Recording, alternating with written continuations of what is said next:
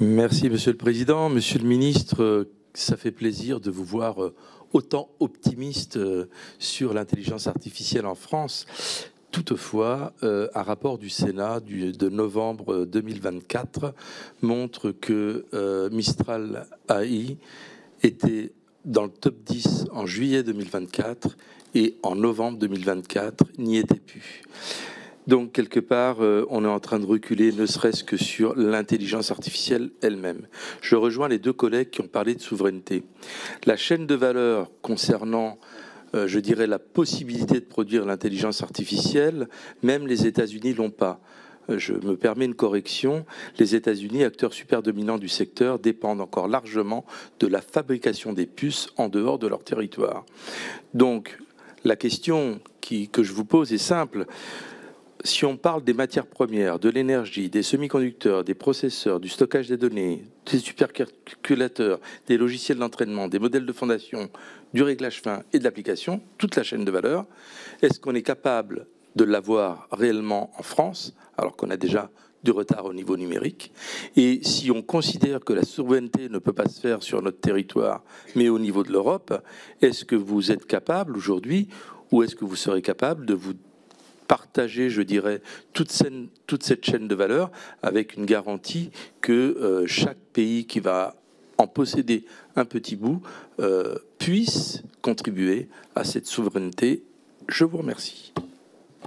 C'est l'avant-dernière, Monsieur le Ministre. Merci, Monsieur le député. Je pense que vous avez donné une partie de la réponse à votre question avec la conclusion.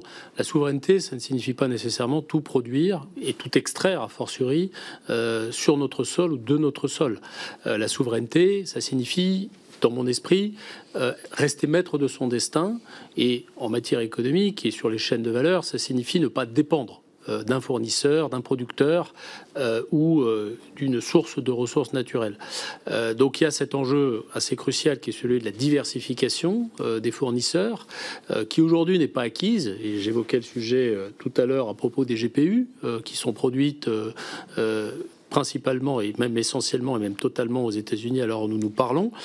Donc il y a un enjeu qui sera forcément un enjeu dont nous devons nous saisir de manière progressive, pour utiliser le terme qu'utilisent les industriels, se dérisquer par rapport à des fournisseurs qui deviendraient dominants sur différents segments de la chaîne de valeur. Ça concerne à la fois le software et le hardware.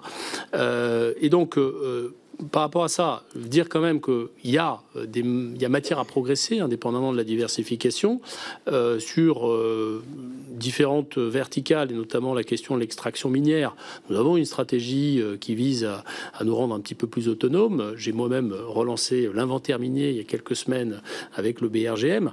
Ça ne résout pas, évidemment, le sujet de la chaîne de valeur de l'IA dans sa globalité. Et donc, je réponds assez clairement à votre question.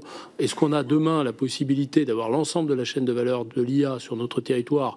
Ça n'est pas évident, mais encore une fois, l'enjeu, de mon point de vue, ça reste plutôt d'être non dépendant plutôt que de tout produire et tout générer sur notre sol.